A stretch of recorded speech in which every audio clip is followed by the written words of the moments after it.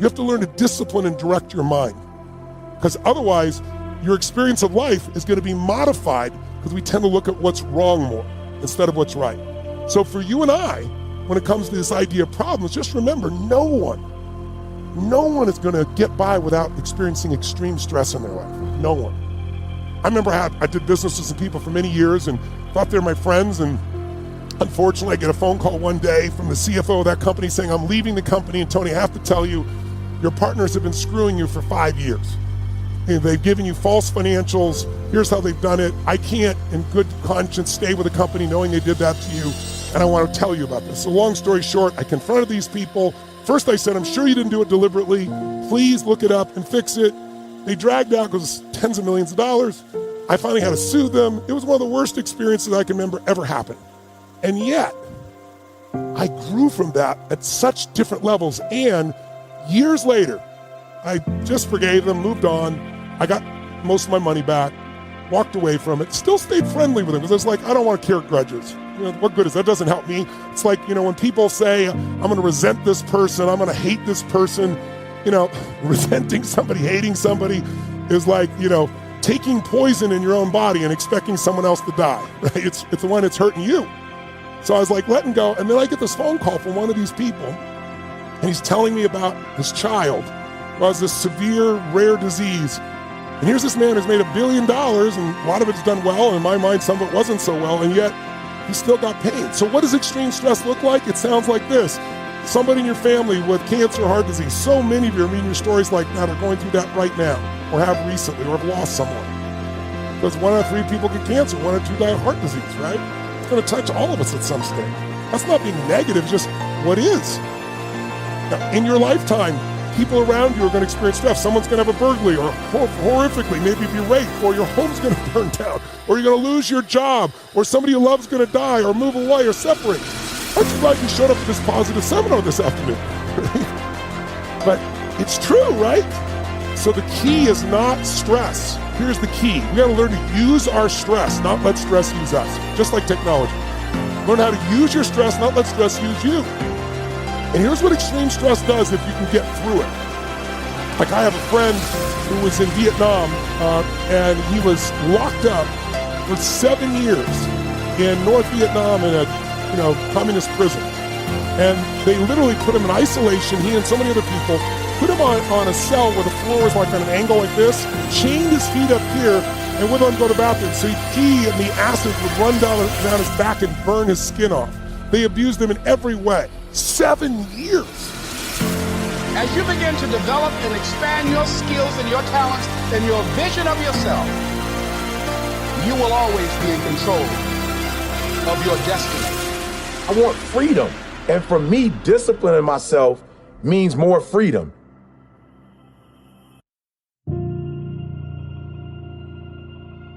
It's so easy to be great nowadays because most people are weak. This is a softened generation. So if you have any mental toughness, any ability, if you have any fraction of self-discipline, the ability to not want to do it, but still do it. People have a hard thing understand. I hate to run. And what makes me so crazy, it doesn't anymore, is people go, well, why do you run if you hate it? What are you talking about? I don't want to take showers and eat either. I hate that too. That's life, man. It wasn't until I changed that mentality that I became somebody. I hated going to school, so guess what? I was dumb as. But if you can get through to doing things that you hate to do, on the other side is greatness. That's what people don't understand. By me running, I am callous in my mind. I'm not training for a race. I'm training for life. I'm training for the time when I get that 2 o'clock in the morning call that my mom is dead or something happens tragic in life. I don't fall apart. I'm training my mind and my body and my spirit so it's all one, so I can handle what life is going to throw at me. Because the life I've lived, it throws a whole bunch at you. And if you're not physically and mentally prepared for that, you're just going to crumble and you're good for nobody. Being scared to fail won't do anything. In fact, When you love success and you start going for it, guess what happens? You're gonna fail. You're gonna fail 10 times, 100 times, maybe even 1,000 times. But that's okay. Failure isn't permanent. Falling isn't permanent. You get right back up and keep going. And this time, you're gonna be stronger, wiser, and you'll be more driven than ever. And for every 10 failures, you'll land 1 success. You have to love success so much that you're willing to fail 10 times before you can succeed once. That's how a winner does it. I want to explain the biggest myth that most people think leads them to success. And here's the myth. You might believe if you're scared to fail, you won't fail. Lies. Biggest myth ever. And I believed it. You see, I always thought that being scared to fail in life would literally keep me from failing. How much time do you have left? How much time do you have left? When you start thinking about that, we don't know. Most of us don't use the stuff that we have brought into the universe. Stop wasting valuable time. If you want something, you have got to be relentless. You've got to learn how to become resourceful. You've got to learn how to become creative. The power to hold on in spite of everything, the power to endure. This is the winner's quality. The hunger, the ability to face defeat again and again without giving up. This is a winner's quality. What this power is, I cannot say. All I know is that it exists and it becomes available only when a man or a woman is in that state of mind in which he or she knows exactly what he or she wants and is fully determined not to quit until they find it. There's greatness in you, and you've got to learn how to tune out the critics outside and the critic inside. I'm going to harness my will, and I'm not going to let anything stop me. I deserve this. Most people give up on themselves easily. You know the human spirit is powerful. There's nothing as powerful. It's hard to kill the human spirit. You are unstoppable. Live your life with passion, with some drive.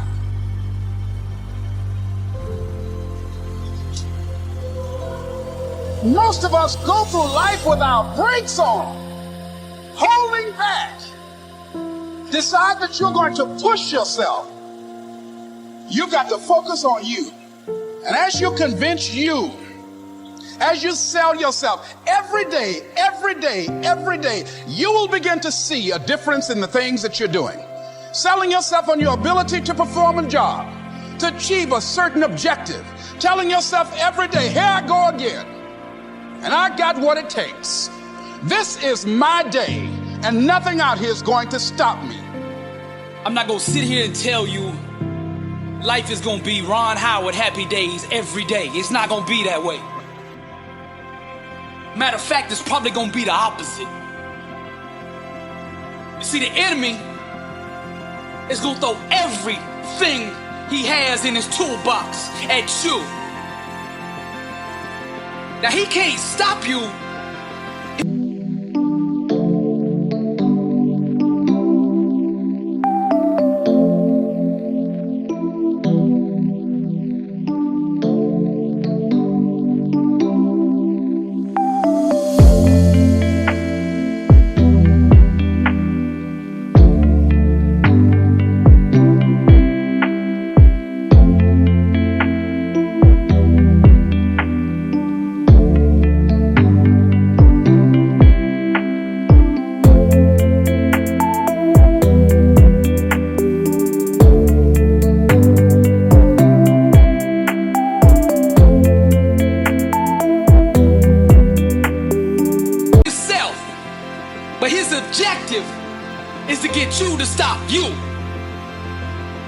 This message is for the struggle, for all those going through trials and tribulations.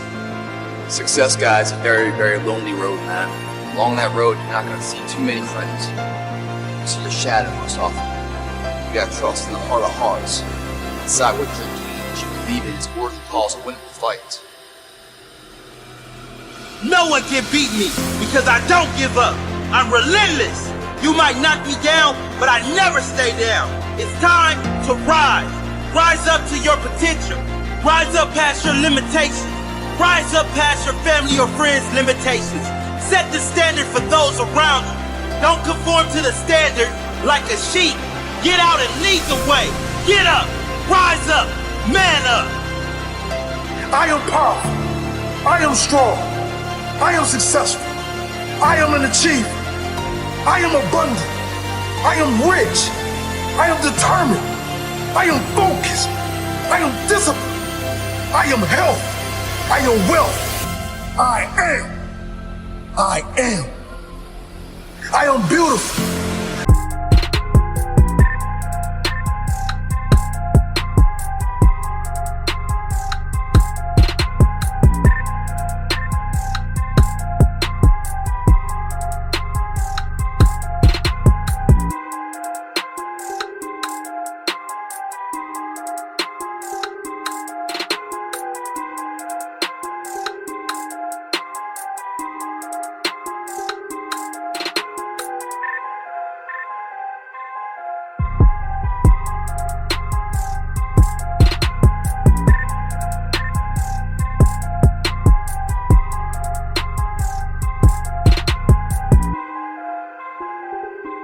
I am wise.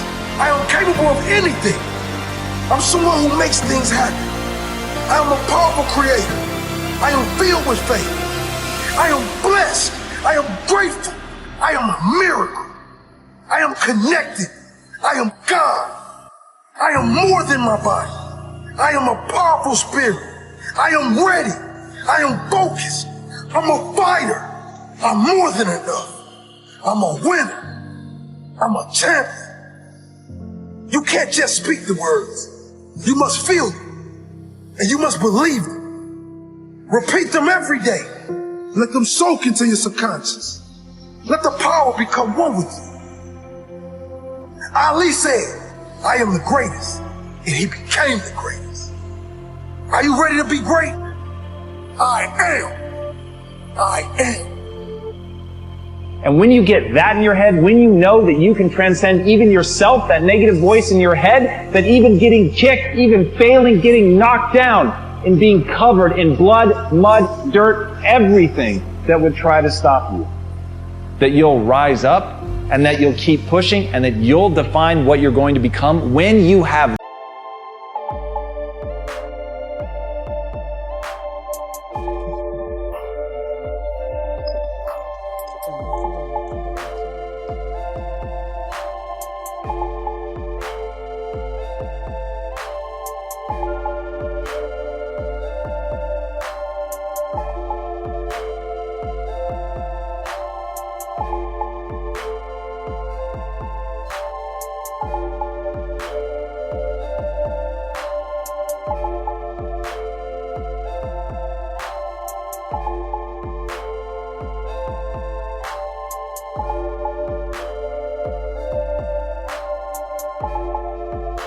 that in your mind, then you become unstoppable. Then you are the caterpillar that becomes the butterfly. But you have to be willing to take the knocks. You have to be willing to make the sacrifices.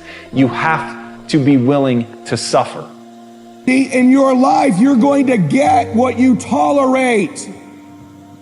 Stop tolerating for these people who have believed in you all your life, an inferior life for you.